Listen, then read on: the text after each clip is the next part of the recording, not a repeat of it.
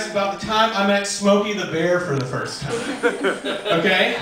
So I was 4 years old, and it was my last year of preschool, and the teacher came in and she said, this is a real true story, by the way. The teacher came in and she goes, boys and girls, we have a very special guest today. Smokey the Bear is here. And I took off my jacket and I threw it up in the air and I went, yeah!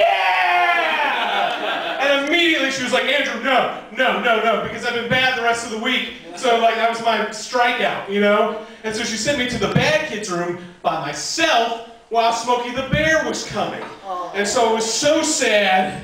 And I was in there and I was crying and I was feeling so bad for myself. And all I can hear is roomfuls of laughter of children echoing up and down the hallway as Smokey the Bear is visiting, and I'm missing it! And then finally, Smokey the Bear comes into the room with me, and he sees me alone in the bad kid's room, and I'm so ashamed. And Smokey the Bear, he doesn't care. He doesn't know what a bad kid's room is. He's an actor in a bear suit, trying to make $10 an hour, you know, for, you know, get a SAG card or whatever. And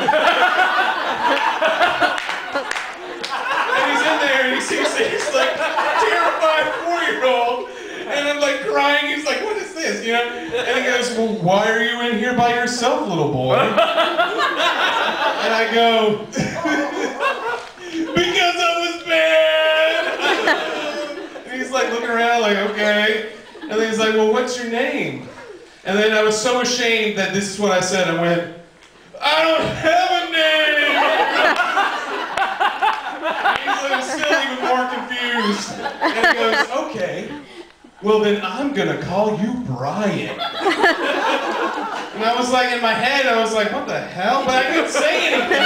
Like my mouth was shut. I was just terrified seeing my hero in front of me. And then like he goes, well, see you later, Brian. And as he's going, like I'm trying to make words come out of my mouth, but in my head I'm screaming, no, Smokey, no! My name is Andrew. It's Andrew.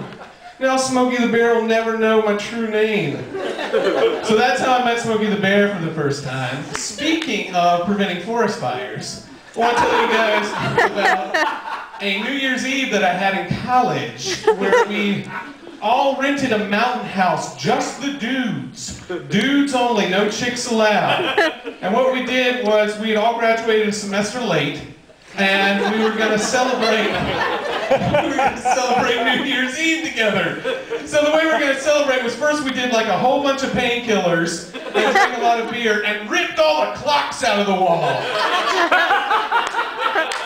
Because we weren't going to let some clock tell us when it was New Year's. We were going to do New Year's on our time.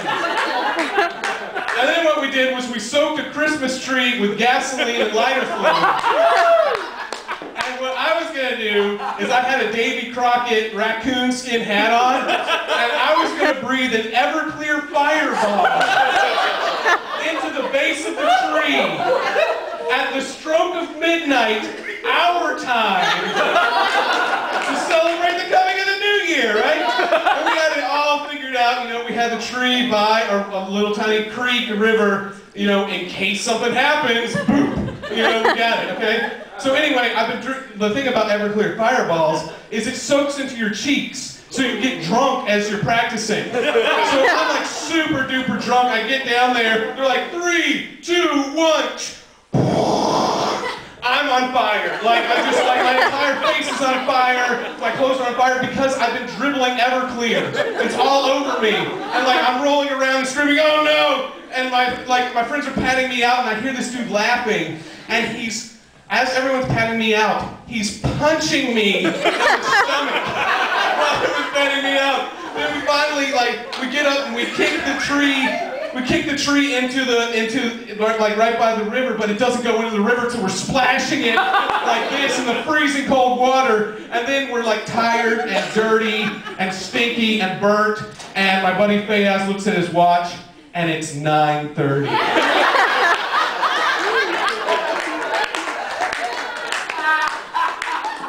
That's my time, guys. My name is